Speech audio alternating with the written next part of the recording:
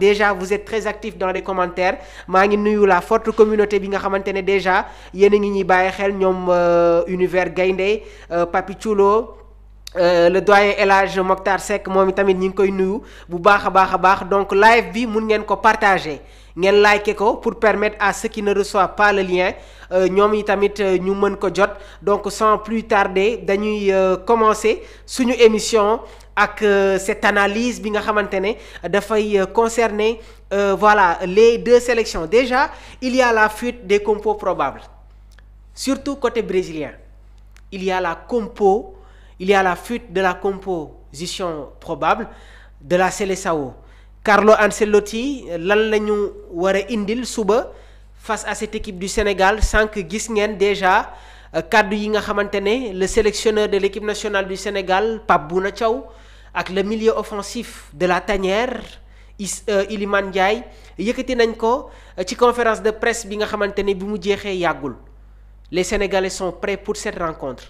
Ederson le gardien de but de la Seleção nekk jamono ji ci équipe bi nga xamante ne moom mooy Fenerbahçe nee na ce ne sera pas un simple match amical ñun ñoo leen ko gën a xam ça va être un match différent ça va être un match boo xamante ne il y aura du spectacle waaye dina nekk match boo xamante ne les deux entraîneurs dinañu jéem a développer des aspects tactiques. Carlo Ancelotti Brésil dafa jóge ci défaite face à cette équipe du Japon waaye tamit il y a eu une victoire très importante ci match bi nga xamante ne ñi ngi ko doon football face au Corée du Sud. La Seleção s'était imposée sur le score de 5-0 mais équipe bi football contre la Corée bokkul woon ak 11 bi nga xamante ne moom la Ancelotti indiloon face au Japon waaye démb bi ñu dégluwee les propos de l'ancien entraîneur du Real de Madrid Carlo Ancelotti nee na dina miser sur une solidité défensive. Donc bërki démb am na benn 11 bi nga xamante ne moom laa leen jotoon a jox le 11 probable de la Seleção waaye il y a des changements. Donc avant may ñëw sur le 11 probable de Pape Bouna Thiaw damay ñëw déjà sur le 11 de Carlo Ancelotti donc mu nekk le 11 probable du Brésil pour affronter le Sénégal. Le journaliste brésilien ki nga xamante ne moom mooy Kaay Mota moom moo jot a dévoilé le 11 de départ de Carlo Ancelotti face au Sénégal ce samedi 15 novembre. Donc dans les buts dañuy am Ederson au niveau de la charnière centrale Marquinhos défenseur buy football ci équipe bi di Paris Saint-Germain c'est leur capitaine. Gabriel qui évolue avec les Gunners d'Arsenal donc match bi dañ koy footballé ci stade Arsenal mooy Emirates Stadium. Au poste d'arrière gauche dañuy am Alex Sandro et au poste d'arrière droit il y a une surprise il y aura la titularisation de Eder Militão.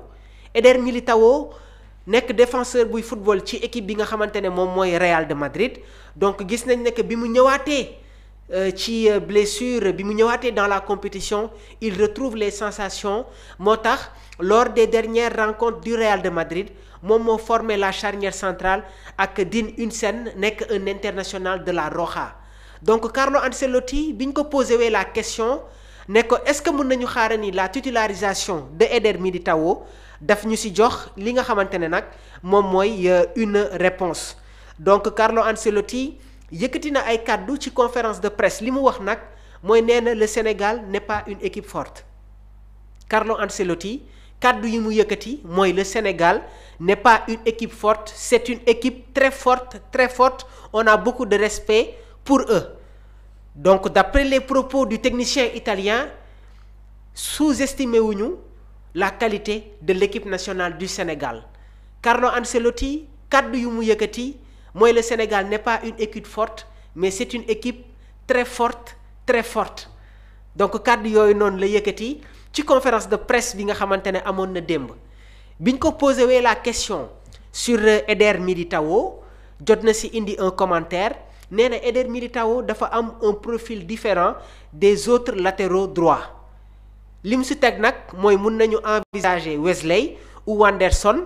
Je vais demander un joueur avec un style de jeu et une qualité différente. C'est une option que nous pourrions envisager pour la Coupe du Monde afin de renforcer notre défense. Je vais m'arrêter là un peu. Donc Carlo Ancelotti su ma ko déggee muy wax et suñu décrypter son aspect communicationnel, ses joutes oratoires, dañuy xam ne que défaite bi Brésil amoon face au Japon daf si tirer ay enseignements léegi nag pour sécuriser pour sécuriser sa défense dafa jël Éder Militão, probabilité à 95%, c'est lui qui va évoluer sur le couloir droit de la défense brésilienne. Man bi ma yëgee bi la information dama si kontaan. Une fois su ma ñëwee dans l'aspect tactique, dans l'analyse tactique, li nga xamante ne moom la ñu Pape Bouna Thiaw war a indil demain di ngeen xam lan moo tax ma ne leen dama kontaan sur la titularisation de Éder Militão sur le couloir droit de la défense brésilienne. Léegi nag en dehors de Éder Militão am na ay yeneen défenseur droit yi nga xamante ne convoqué na leen muy Wesley, ancien défenseur de Flamengo, actuellement mi ngi football ci équipe bi nga xamante ne moom mooy AS Rome, il est titulaire. Waaye nag Wesley avec les blessures des défenseurs gauche de l'AS Rome, bien vrai que il y a Tsimikas, moom mi ngi évoluer sur le couloir gauche, permettant à Selic d'évoluer sur le couloir droit de l'équipe romaine. Il y a aussi Vanderson, nekk défenseur buy football ci équipe bi nga xamante ne moom mooy Monaco, Ancelotti convoqué na ko.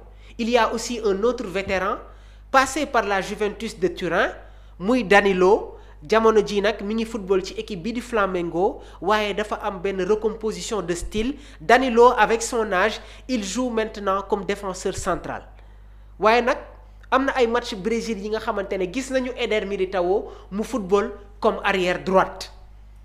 Donc nekk na poste boo xamante ne tàmm na di ko jouer avec la Seleção. S'il y a les bonnes performances de Marquinhos et surtout l'arrivée de Gabriel bi nga xamante ne dafay indi un équilibre au niveau de la charnière brésilienne. Léegi nag Éder Militão ñun ñëpp xam nañ ne que il a des assises défensives, mais est-ce que Éder Militão mun na la indil un surplus offensif? C'est un point d'interrogation. Donc Carlo Ancelotti se méfie de l'attaque du Sénégal, moo tax dafay indi une défense à 4, une défense expérimentée. Parce que soo leen xoolee Éder Militão il a de l'expérience, Marquinhos n'en parlons pas, mais aussi il y a Alex Sandro, ancien joueur de la Juventus de Turin, actuellement mi ngi football dans le championnat brésilien, plus précisément ci équipe bi nga xamante ne moom mooy Flamengo. Donc 4 joueurs yi ñoom ñoo war a former la défense brésilienne. Dans les buts on aura Ederson, Éder Militão, Marquinhos, Gabriel ak Alex Sandro. Léegi nag Carlo Ancelotti déjà mi ngi projeté wu sur la prochaine Coupe du Monde. Nous avons analysé nos erreurs et cherché à nous améliorer dans ce domaine pour faire un bon match. Parce que match bi nga xamante ne Brésil perd na ko récemment dañu remarquer des failles défensives. Loolu moo tax Carlo Ancelotti dafay indi ay rectifications en amenant une bonne assise défensive. Léegi nag au niveau du milieu de terrain maa ngi leen ko doon wax depuis que Carlo Ancelotti jël les rênes de l'équipe brésilienne dafa am joueur boo xamante ne dafa ñëwaat dans la sélection muy kan muy Casemiro, ancien milieu de terrain du Real de Madrid qui joue actuellement au théâtre des rêves, su ma ko waxee mooy le stade de Manchester United, Old Trafford. Casemiro avait des problèmes d'adaptation bi mu jógee ci championnat espagnol bi ñëw dans le championnat anglais.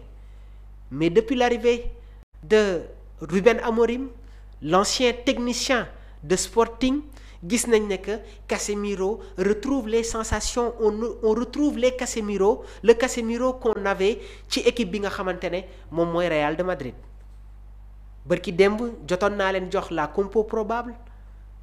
Au niveau du milieu de terrain il y aura Casemiro, waaye tamit il y aura un autre joueur ki nga xamante ne moom mooy Bruno Guimaraes nekk milieu de terrain boo xamante ne mi ngi football ci équipe bi di Newcastle. Et j'aime bien ce milieu de terrain de Newcastle composé de Joelinton, Sandro Tonali ak ki nga xamante ne moom mooy Bruno Guimaraes. Mais nag lors de cette trêve Carlo Ancelotti n'a pas convoqué Joelinton.